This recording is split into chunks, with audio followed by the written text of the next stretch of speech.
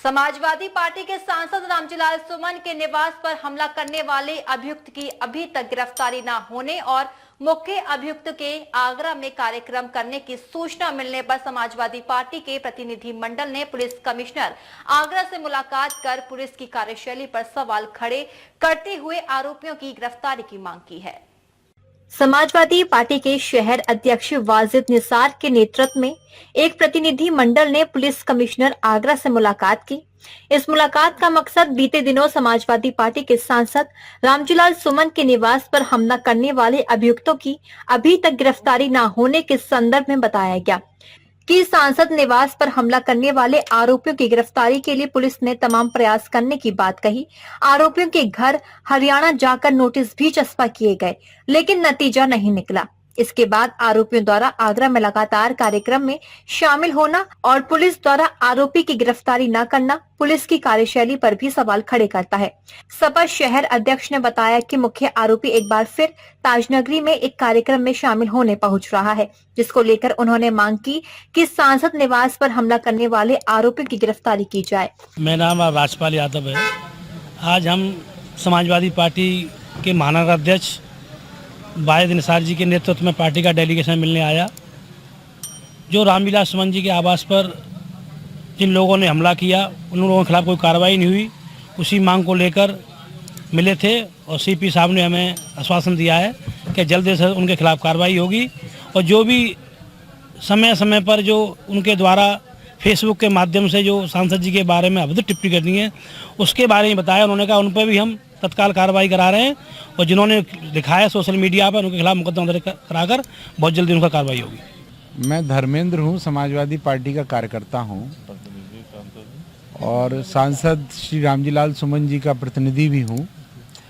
हम लोग एक साधारण सी बात करने आए थे। कुछ दिनों पहले सांसद जी के आवास पर हमला हुआ था। उसमें जो मुख्य आरोपी थे उनके द्वारा निरंतर आगरा जिले में आवाजाही की जा रही है, इसके बावजूद भी उन पर कोई कार्रवाई नहीं हुई। इस संबंध में हम लोग आज कमिश्नर साहब से मिलने आए थे। एक कार्यक्रम फतेहाबाद थाना क्षेत्र के अंतर्गत प्रस्तावित था, जिसमें ये कहा गया था कि वो मुख्य अतिथि के रूप में सम्मिलित होंगे।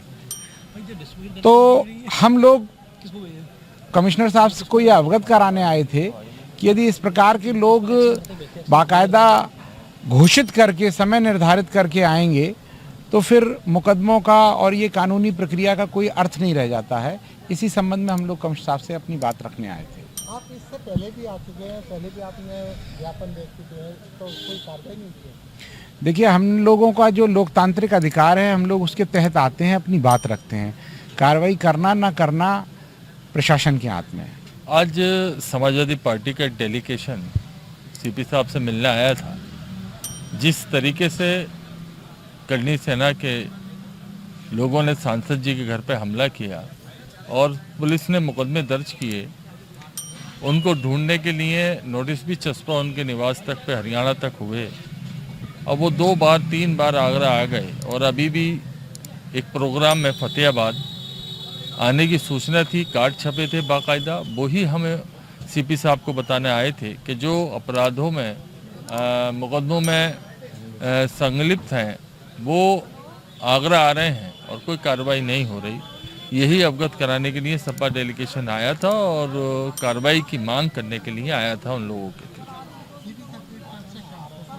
बिल्कुल, उन्होंने कहा है कि वो यहाँ प्रोग्राम में जैसे भी है हम देख रहे हैं और जो भी हमारे मुकदमे दर्ज हुए हैं उन पर कार्रवाई होगी। उन्होंने हमें आश्वासन दिया है। डीजी महाराजा न्यूज के लिए मोहम्मद साजिद की रिपोर्ट।